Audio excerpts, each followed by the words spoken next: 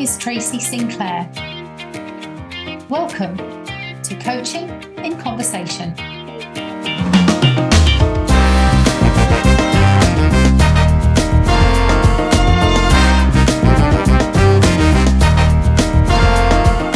Coaching in Conversation is a chance to discuss and explore not just how we can keep developing and maturing as coach practitioners, but also to consider how coaching is evolving and its future potential and place as a powerful vehicle for human development in today's and tomorrow's world. I'll be sharing some of my own thoughts on these topics, and we will also hear from some great guests from around the world who bring their unique experience and perspectives.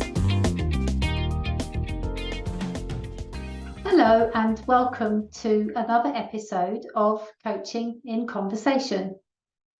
This time I am joined by Leow from Australia, who is a coach that's been practicing for over 17 years and has 4,500 plus client hours working with leaders and executives, predominantly across Asia Pacific, but also more broadly across the world.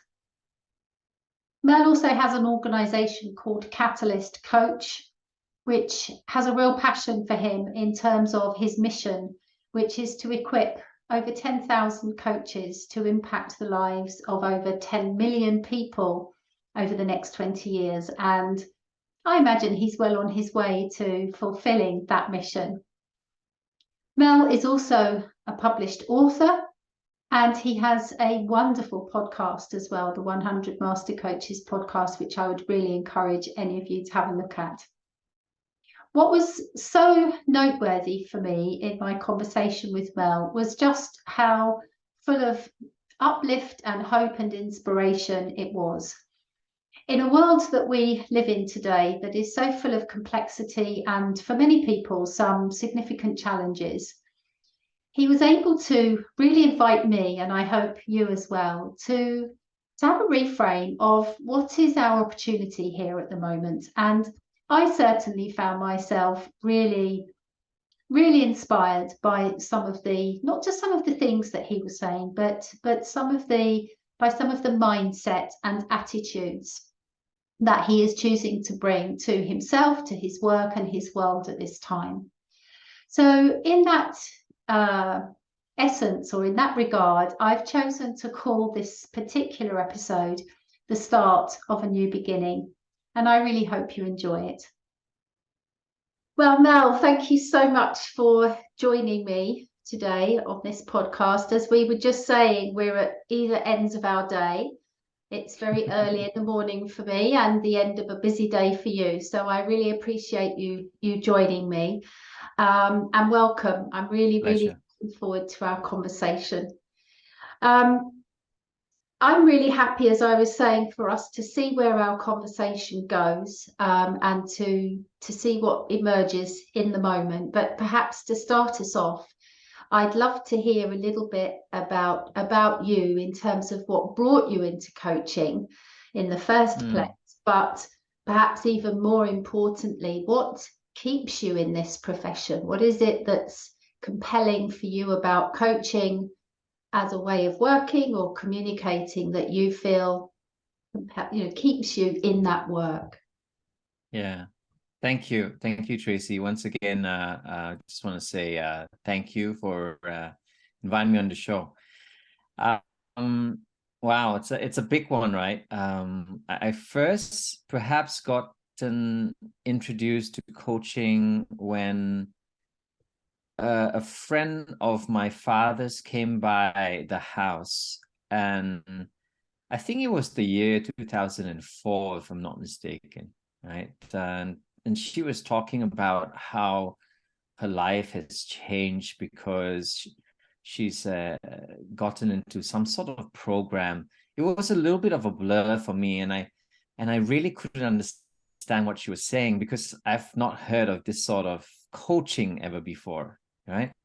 So there I was having a conversation with her, just listening to her. I think I got little bits of it, but wasn't really sure, right?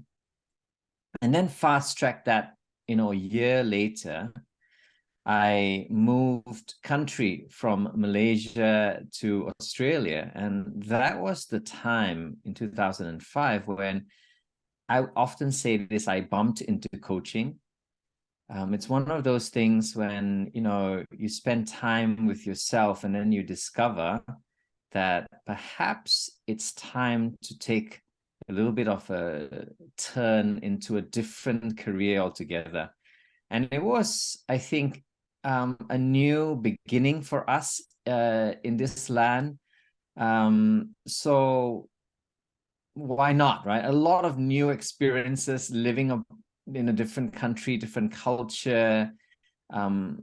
We had our third child then, so many shifts and personal changes that was happening. And one of the things was I felt that it was time to walk away from the roles that I was playing before that, which was I was a marketing, well, I can say marketing expert in fast-moving consumer goods as an industry. And I stepped into this world, to be frank, not knowing what I stepped into. But I think with that faith of realizing that this could be a new journey ahead of me, I took that leap. And yeah, I would say that changed my life actually completely. And to your second part of that question, what makes me stay? I think it's that shifts that I've personally experienced, of me being a husband, a father, a son, a friend. I believe my relationships benefited from that journey of coaching. Personally, I felt I became more of a reflector, versus just doing things, jumping into action all the time. I started to reflect at what I'm doing, and not just that, but the who I am becoming. Right? And then obviously it also affected the relationships, right? I believe I had better conversations with my spouse. I believe I had better enhanced relationships, and of course better questions to my children, right? It helped a lot as they were growing up. And I think overall it just gave me this sense of I want to be in this place where I can contribute to the betterment of us as a human kind. And yeah, make the world a better place. As cliched as that sounds, I just felt that I was called to that journey of impacting lives. Yeah. And I think that was what made me, after 17 years now, it has kept me going, and I believe even stronger to this day. I love what you're saying about coaching being life-changing for you, but also now the calling that you're experienced to try to impact other people's lives in the same way. And that really resonates with me, especially in that, because coaching has become, I guess, so known now as an executive tool, as a development tool in a corporate setting, and which of course is wonderful, because coaching, I'm sure, adds enormous, I know with work I do myself, it adds enormous value from a leadership development perspective. But it's a great reminder, it seems to me, what you're just sharing, that actually coaching is about relationships with others, but also with yourself, and that's right, and how life-changing that can be. I mean, what are your thoughts on the potential, therefore, of coaching to not just help us find our next job or to navigate our career, which of course is all very important, but this question of our life and how we lead our life. What are your thoughts on that? Well, that brings me to this particular experience I had with one of my last working environments that I was in Malaysia before I moved to Australia. I had a boss that was truly an amazing individual. Now, I was in a role of general manager and he was my group CEO, right? So obviously in that relationship, there is that, I would call it in any organization, that would be that power index, if you know what I mean, right? And hence that would probably affect how we speak to one another, right? But this was one of my best experiences, if not my best experiences, in working with someone. And in fact, he wasn't really my boss. He acted more like on hindsight, a coach, more so than anyone or any role that he played.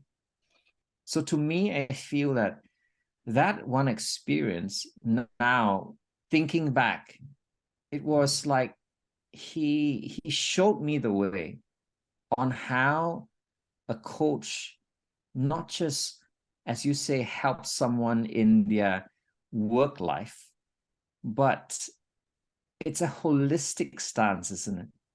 We're not just a person at work, we're a whole being. And if we are a whole being, we bring our very essence to whichever context that we engage in.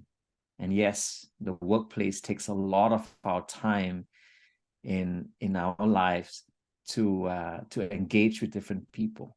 And so I believe that there is this place where coaching, just like I'm sure you've experienced, when we're coaching a top executive, we're not just saying, oh, just please speak about the objectives of what your goals and desires are professionally. Don't ever bring up something personal. We're never saying that, because it often collides, isn't it? It's like this meeting place of everything, right? And this wonderful conversation, as it opens up and as our wonderful clients begin to trust the process, trust the relationship a little bit more, they tend to bring more of themselves into the conversation. And I think that's the best place to be. I feel so honored and privileged whenever I speak to my clients, because they're just coming full on, and I'm just so proud of them, right? Versus how we started, perhaps, often we would start at perhaps a bit awkward and formal way, but as we bring down those barriers, and as the trust get built over time and the rapport, it just seems like we're just having a wonderful, holistic conversation that cuts across the professional sometimes, and then of course there's personal, and then going back to the professional. It's like it's this endless walk in this beautiful forest of discovery. Yeah. So I reckon to that question, and it's a beautiful question. In reality, I think the best of my conversations were always the ones where the client comes in and speaks about himself or herself, and it just starts at that space, in that authenticity and vulnerability. It just opens up so much more than we think possible. Yeah. I'm just sitting with what you said there. You said that coaching is like a beautiful, an endless walk in a beautiful forest. I mean, what an amazing way to, that just captured me, made me think, I want to go on that walk. It's such a wonderful way to describe coaching, an endless walk in a beautiful forest. And And I can only agree with you about this, the wholeness of the person that we're working with. And I noticed that, you know, sometimes in how coaching is positioned now, we've got so many different disciplines, whether it's business coaching, leadership coaching, executive coaching, life coaching, which I've always found to be an interesting term, as though life coaching is not about us when we're at work, or vice versa. Like you were saying, you know, there's this separation of disciplines. And sometimes when coaches, when I'm talking to people who are considering training as coaches, they'll ask that question: should I train as a life coach, or should I train as a business coach? And I've always found that a little bit of an anomaly, in a way of, well, it's all coaching really, because we're working with a whole person. And yet we seem to have this desire to separate things out to get clarity of definitions and things like that. Absolutely. I agree. I've noticed that as well. And perhaps it's because we want to be able to attach some sort of meaning and value to it, so that we can sometimes even control the outcomes of it. You know what I mean? It's one of those things where we put on these different definitions so that we can understand it, and also be able to understand the boundaries of them. So I think there is good and bad in both of it, in whatever stance that we take. But I think holistic is the way to go. Absolutely. And talking of value, I guess we know that coaching as a profession has probably had its work cut out over the last 20 or 30 years to prove its value, in a way, you know, particularly when we're challenged around things like return on investment and all of those kinds of things. But at least my sense is that there is a broader recognition now across the world of the value of coaching. I'm sure there's still more we can do to demonstrate that value. And but I'm just wondering what your thoughts are on what is the potential for the value of coaching, given where the world is at. And I don't want to suddenly go into a doom and gloom kind of painting of a picture of where the world's at the moment, but we know we have several, you know, rather significant challenges that face the world in different ways, face humanity in different ways. I've got a really strong sense that coaching has an incredibly important role that it could play. And I'm curious around your thoughts on that. Yeah, it's definitely it's a big thought there. As I listen in on different people that I've been speaking with, clients to other friends and peers in the industry, there is a common theme. And then a common theme is that it talks about the resilience of us as a human being, or human kind, where we're often stronger when we're faced with challenges. It kind of builds this sort of I wouldn't say immunity, but it builds a kind of steadfastness, drive. It just helps us become better than we were before. 2.5 years ago or 3 years ago, we probably not envisioned that we would have gone into this whole lockdown of modes in all over the world. And we probably at that point of time could not see the light at the end of the tunnel. But having gone through that now, as all of us have gone through different challenges and how we needed to pivot or recommunicate some communication of ours, we've come out really strong on the other side. I think even countries have prepared themselves for lots of things, right? In preparation for other potential so-called threats that may come our way. So in that sense, I think it has strengthened us as a community, as one. There is, I think, better understanding. There is better appreciation of the challenges and the differences that has come through this. And obviously right now, as we are facing other challenges from recession and inflationary issues the world is facing right now, come to think of it, it's been there. We've gone through that.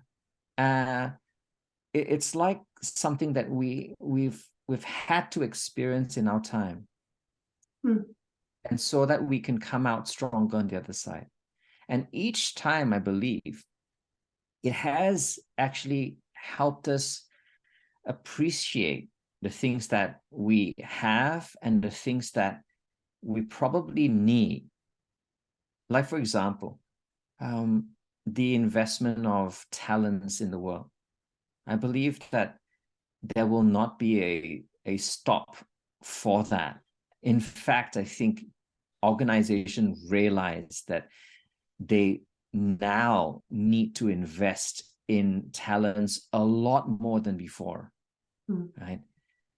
Whether it's another round of whatever come our way, they now realize that talents are here to stay, truly. And we've got to take the stance, the leadership stance, the proactive stance to further develop the people. And I think one of the things, apart from coaching, is this whole generational shifts that is happening in our workplace. The younger generation that we are experiencing coming into the workforce, I believe there are like 4 generations in the workforce, never before. Yeah. And there's this great appreciation of our differences, our strengths, what we stand for in our values and beliefs. And it's just been, I think, the best time. To me, this is the best time to live, actually, because we've all come, like, it's like full circle to now realize we need these differences to thrive better and even stronger as humanity, right? And coaching, what better way? Because I believe coaching is like this glue that ties it together. It creates a safe space. It believes in the human potential. It encourages dialogue, openness, listening in to the depths of what people are really trying to say. So all of the above is actually the language of coaching. So I believe that we are in this beautiful time where if you're a coach today and listening in, this is the best time to be right now. And I'm just so excited in how even technology is assisting this enhancement for it to be even stronger than it ever has been. So to me, it's all an opportunity and a gift that we are given right now to bring this together to the world. Well, I feel so inspired, Mel, by just listening to you there. I just love that sense of opportunity, and it very much aligns with one of the things that I feel about coaching right at this period in history, if you like, or in its Yeah. history, that we Yeah. are on the cusp of coaching really coming into its own, that in the face of challenge and adversity, Yeah. coaching as a way of supporting us navigate some of these big changes that we've been Yeah. experiencing, is almost what it was meant to be for, which is wonderful. And picking up on something else that you just said in there about the generational range that we've got, it just piqued my interest, because one of the areas that I'm particularly interested in is supporting younger people and younger leaders to not just receive coaching and be coached, but to train and become coaches. And you know, from what you were describing, coaching was not your first career, and it certainly wasn't my first career. In fact, it's probably my third career, which of course is probably still the case for many people Yeah. in the coaching profession. But increasingly, I'm starting to see younger people, younger leaders coming into coaching, and Yeah. I'm doing from my little contribution, I'm doing everything I can to try to really encourage and support that. And with the young leaders and young people that I've been working with, I'm seeing some amazing things happening in Yeah. terms of their own changes, their own life changes, but also their incredible skill as coaches. And and sometimes there's been a challenge, hasn't there, within perhaps a younger person's capacity to be a coach, because they don't have the so-called life experience or the business experience behind them to be a coach. And maybe you can tell from my tone, I would want to challenge that, because I'm not, Yes. the evidence I'm seeing is that that's certainly not the case, that there is an enormous quality that a younger leader, a younger Absolutely. person can bring.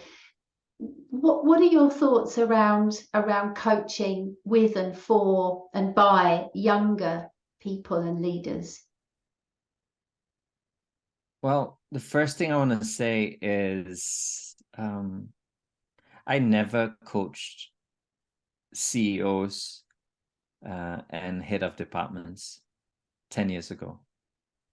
And as I grew older, the people at my age became the CEOs and heads of departments, and I got the opportunity to coach them. Perhaps the older generation before me would feel a little bit uncomfortable if I were their coach. Let's put it this way. But as we are serving the people that obviously we attract as well, it has shown me that there will be coaches for their own generation. And I think that's a powerful thought. It's gone past the boundaries of age or lifestyle or all of those things that we try to bucket it into, right?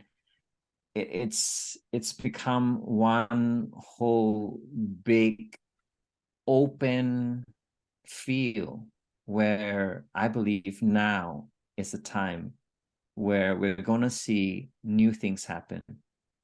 Much younger coaches, coaches that I believe will speak into lives that matter, because they are the ones that will be the future of their generation. Think about this. I recently read that, obviously you've probably seen it as well, that the younger generations, that the voting power of the future of any country falls in the hands of the under 25s. because there are growing number of influence, and obviously their voice is starting to be heard, not just because we've got to hear it, as they would say it, but it's because it's needed, right? And so that's what I think we're gonna see, is this increase of younger people coming in and not just becoming external coaches. They're going to bring coaching into every aspect of their life. They probably are going to be much more amazing coaches than probably we could ever be. They're more open to the innovations that are coming. They're more open to the shifts and all the things that are challenging our belief systems and systems, systemic stuff.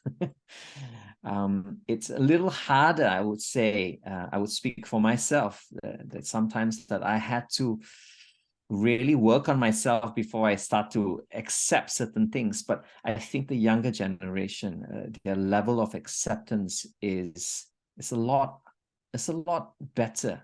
And with that, I think that comes with the strength that they have to be that agile. Don't like to say that word, but it is true that they're a lot more agile than I think we could ever dream to be. And I think that's just wonderful. They will be the ones that would shift and bring the new changes. There was another reference to this research that was done probably now 15 to 20 years ago. That was the early times for the Gen Ys to come into the market. And they were saying, oh, the Gen Ys are going to cause, a lot of, hardships to us and all of that, right? But when they ask the important questions of what do they really want out from the workplace or from the organizations that hired them, one of the key things that I believe it was the top 5 was they were looking out for mentors and coaches that they could speak to. Now, that was Gen Ys, which is part of the millennials, right? Let's talk about the Gen Zs and then the generation after the Gen Zs. They are going to want that and a whole lot more, right? A lot more openness, a lot more why not, right? And that will be coming very, very soon. And I believe that we've got to be ready for that. And not just be ready, but begin to receive them as they are, right? Because they bring so much more to the plate, to enhance their own generation and be the leaders of tomorrow. And as you're talking there, Mel, I'm thinking, it's a challenge then even more, isn't it, for us as coaches to truly embrace the competencies as we see them of a coach, the openness, the transparency, the vulnerability, the understanding someone in their context, in their system, in their belief structures, in their history, that we see embedded in our competencies that are so much pointed towards not just how we behave as coaches, but how we are as human beings and then professionals in that work. So those competencies really do need to be part of our fabric as practitioners, don't they? Absolutely. Totally agree. Yeah. You mentioned innovation in your story there, and it just made me think. I don't engage in this side of things too much, but as you mentioned innovation, it took my mind to another trend that we're seeing in coaching around AI and bot coaching and large scale programs that leaders are being plugged into with coaching on tap, and increasingly this potential trend, or as some people are seeing it, even threat, that the human coach is replaceable? As I guess there is that potential threat across many professions in the world that AI will replace us as human beings. What do you think about that space in terms of the human being versus the bot coach? Well, I think it's undeniable that all of this is or has come in different ways, right? To me, I see it as a help, as an additional help to reach the places that probably we as one person, even with the internet and with apps and all that, can't possibly reach that fast and that far.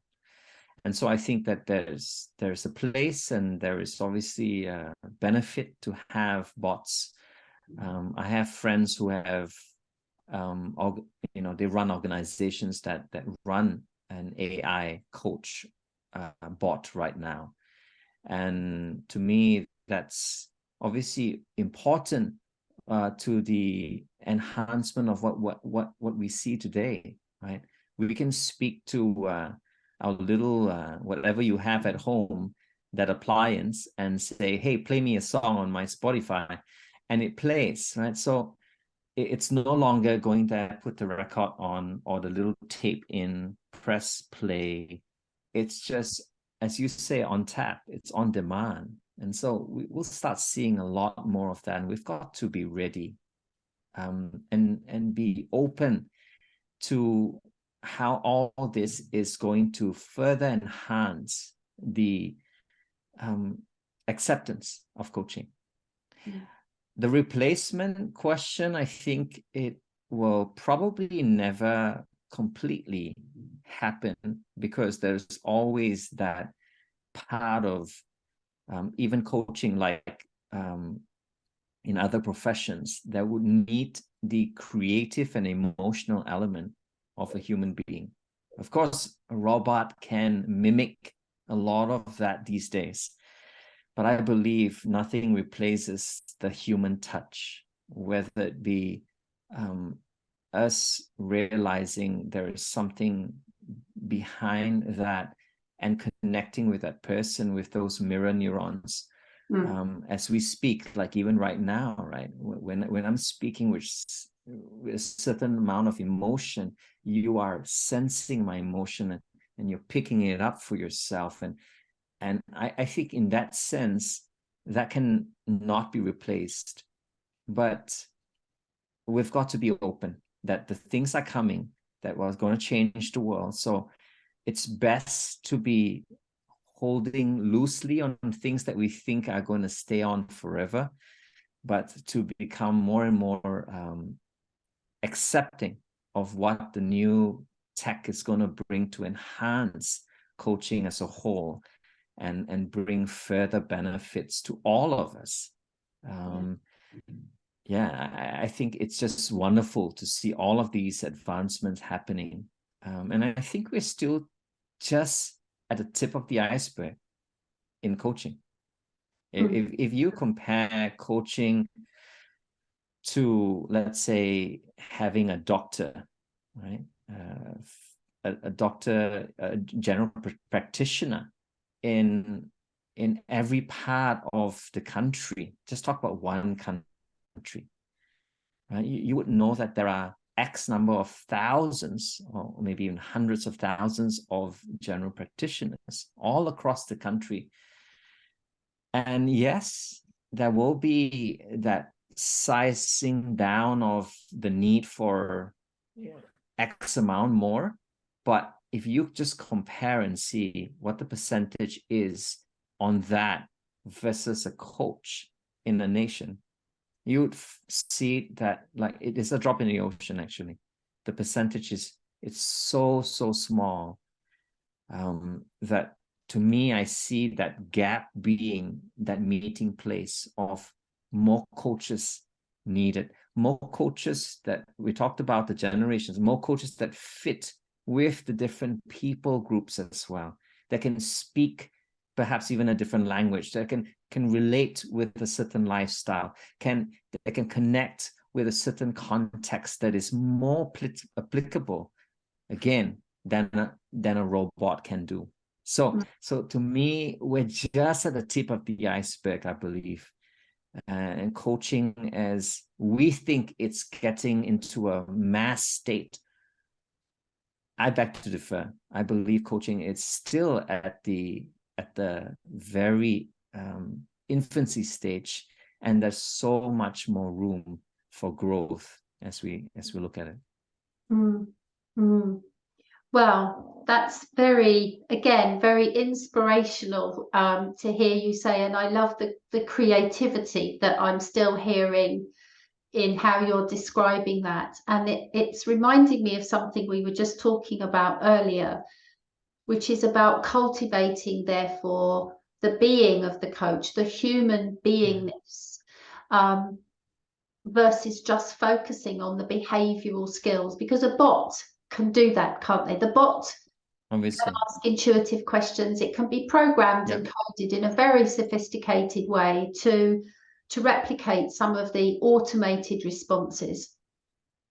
But what is needed really is that the presence, isn't it? The presence from the coach, that sense of emotion and energy that, as you were just describing, we can even pick up across a Zoom call like this, you know, even when we're not necessarily physically together, although of course I'm sure it would be amplified if we were together. But there's something about that human presence, and I was talking just yesterday to a group of coaches around, you know, if all else fails, be present and be curious of how can our sense of being with, not doing to or doing with, but being with the other person is quite often almost all that's needed in a way.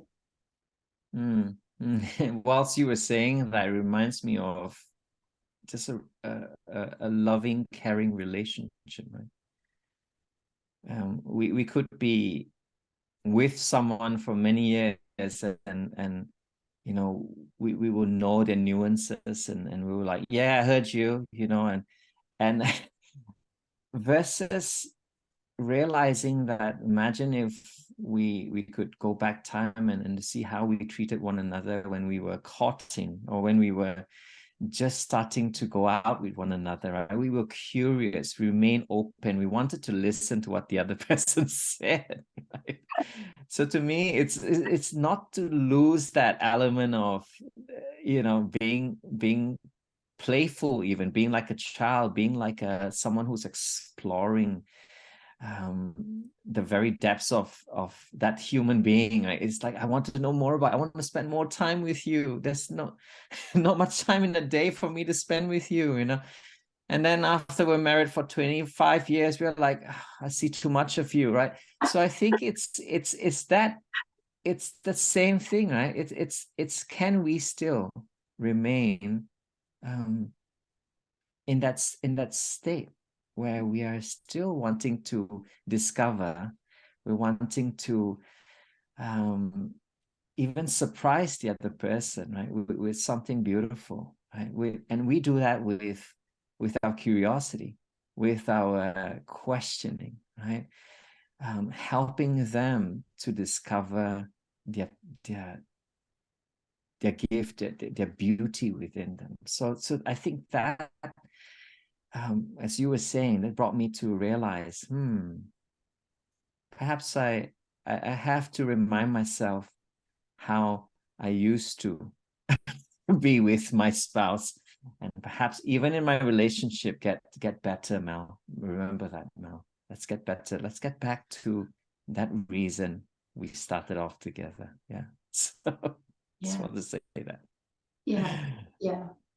It's so important, isn't it? And I notice an emotional response in myself as you say that, of that deep level of caring, the real care, the real positive intention.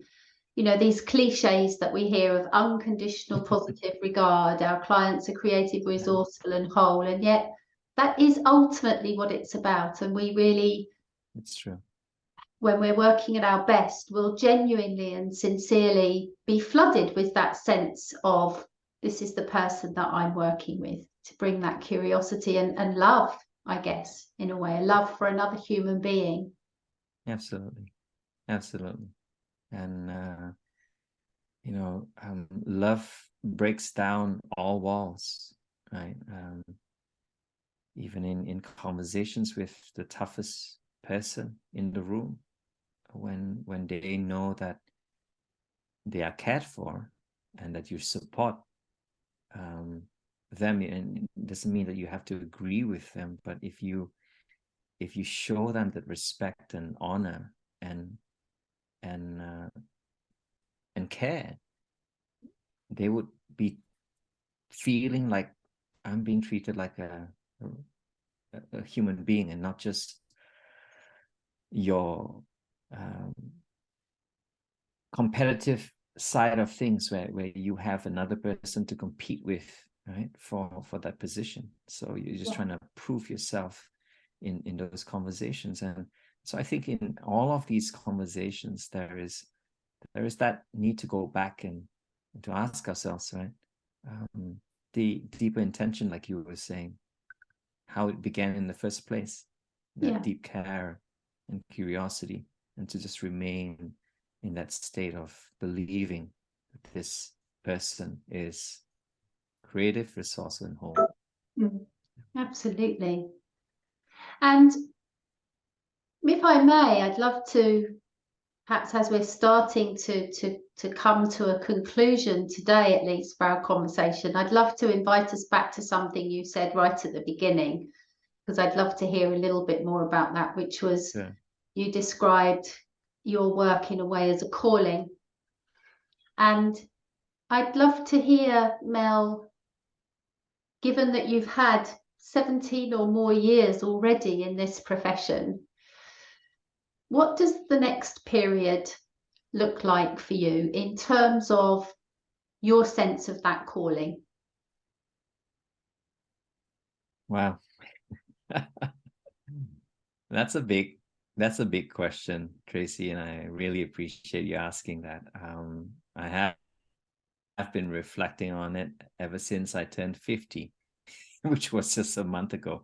Oh, congratulations. Thank you. It does that to you, right? You become more reflective and you're like, what is life? And I've been thinking about that, right? I've asked myself, how many more years do you want to play in this playground, right? And I realized that this word often comes back to me. It's impact and contribution. And to me, I think that's the reason why I do what I do every single day without fail, just wanting to find that one place, that whatever it is, it could be a small part of that conversation, but to make sure that I'm fully there, fully present, fully with my whole self, to be able to cause a little bit of a ripple effect, right? It may not be what I'm doing, but it could be how I'm being, how I'm positioning myself, my presence and the questioning of all the things that we've talked about today, and just being there for this other human being. And when I realized that I come back to a daily question I ask myself is, what is the most important conversation that you're going to have today, Mel? And that's on the structure side of me. I look at my my schedule and I'm like, perhaps this is the one. Perhaps this is the one. Perhaps this. And you know what, Tracy? This is definitely one of them for today.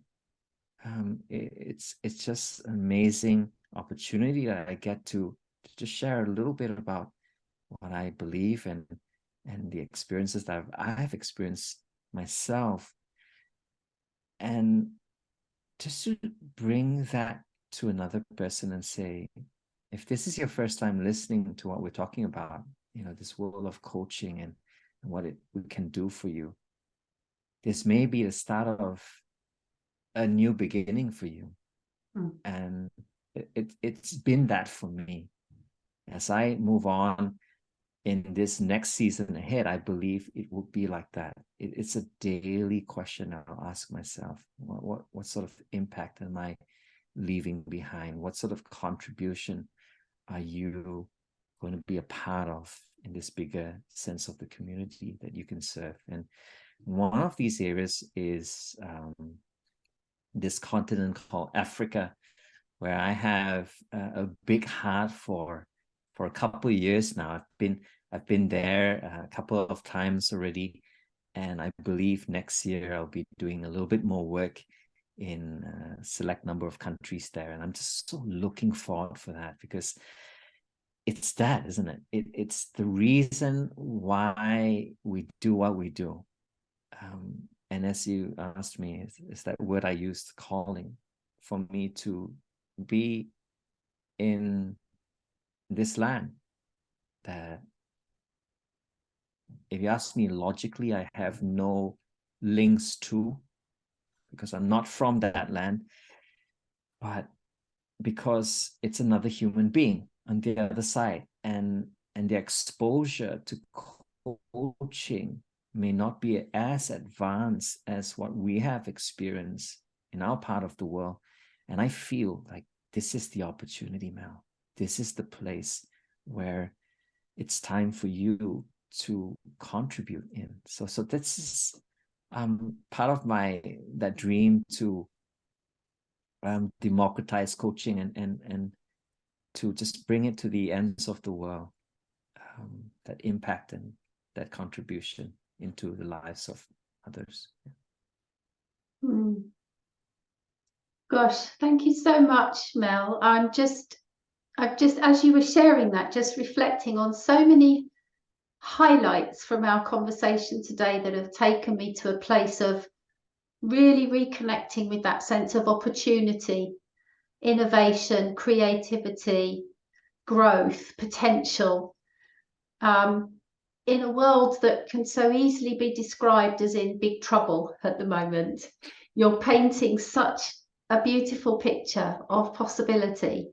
So thank you so much for that. It's been really, really personally uplifting to talk with you and hear you talk. And I really hope that the people listening to that feel the same and take something positive and uplifting for them, regardless of whether they're coaches or want to even be coaches. But hey, you know, come on into the profession if you want to, kind of thing.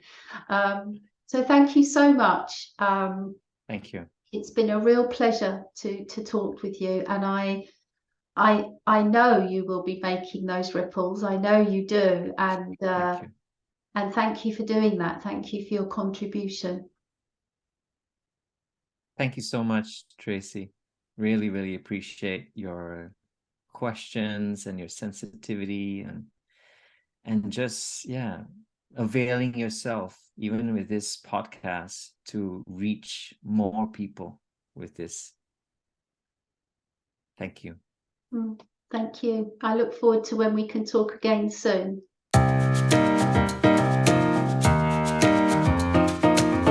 You have been listening to Coaching in Conversation by Tracy Sinclair, a podcast aimed at exploring how coaching is a vehicle for human development in today's and tomorrow's world. You can learn more about coach training and development at tracysinclair.com and follow us on social media. If you enjoyed this podcast, please leave a rating and review, and also share it with your networks to help us expand our reach. Thank you for listening, and see you next time.